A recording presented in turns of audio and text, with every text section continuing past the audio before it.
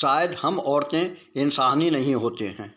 टिया ने अपना होमवर्क पूरा किया और अपनी कॉपी किताब कलमों को सही जगह पर रखकर रसोई में गई तो देखा माँ उसे देखकर अपने आँखों के आंसू को छिपाने की कोशिश करते हुए कहती है, देख न टिया, शायद मेरी आँखों में कुछ चला गया है और अपने आप ही मेरे आंसुओं से भर आए हैं।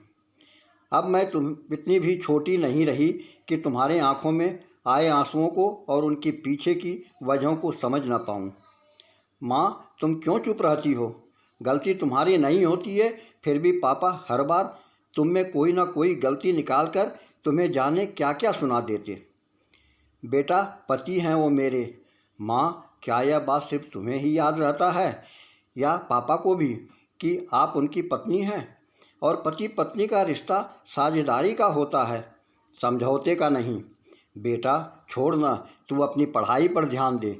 क्यों बेकार की बातें लेकर बैठ गई? अगर मेरे चुप रहने से इस घर में सुख शांति बनी रहती है तो मेरा चुप रहना ही बेहतर है। माँ, तुमने जिस चुप्पी का रास्ता चुना है ना, घर में सुख शांति के लिए, अब वह तुम्हारी कमजोरी बनती जा रही है। तुम शायद यह नहीं देख पा रही हो, पर मुझे साफ नज़र आ रहा है कि तुम्हारी इसी कमजोरी का फ़ायदा उठाकर पापा तुम्हें समझौता करने पर मजबूर कर रहे हैं। माँ, तुम्हें नहीं लगता कि तुम्हारी यह चुप्पी, यह समझौता मेरे आने वाले कल को प्रभावित कर रही है? मेरी पढ़ाई लिखाई, मेरे खुद की पहचान बनाने की सपने, मैं उन्हें पूरे कर भी लूँ तो क्या, कल मुझे भी तो किसी के घर ब्याह कर जाना होगा। वहाँ मैं क्या करूँगी?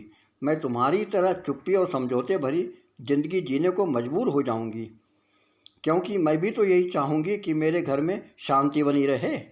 नहीं मेरी बच्ची, मैं ऐसा कभी नहीं चाहूँगी। तू बता, तुम मुझसे क्या चाहती हो? मैं ऐसा क्या करूँ कि तेरा आने वाला कल सुनहरा और खूबसूरत हो? माँ, बस तुम इतना समझ लो कि चुप्पी हर समस्या का समाधान नहीं होता है। एक औरत को अपने परिवार को जोड़ने की एक कोशिश होती है जो वक्त के साथ उसके ही अपनों को उसकी कमजोरी नज़र आती है। हाँ बेटा, और इसी कमजोरी का फ़ायदा उठाकर हमारे अपने ही हमें समझौता करने पर मजबूर कर देते हैं। हमारा यही समझौता लोगों को यह सोचने पर मजबूर कर देती है कि शायद हम औरतें इंसानी नहीं होते हैं। बेटा, अब मैं चुप नहीं रहूँगी, सही को सही और गलत को गलत कहने की हिम्मत दिखाऊंगी। तुम्हारे आने वाले कल को नहीं, अपने भी आने वाले कल को सुनहरा और सुखद बनाऊंगी। आशा करता हूँ कि आपको हमारी स्टोरी पसंद आई होगी। अगर पसंद आई हो तो कमेंट कीजिए, लाइक कीजिए, शेयर कीजिए। चैनल पर नए हों तो सब्सक्राइब कीजिए। धन्यवाद।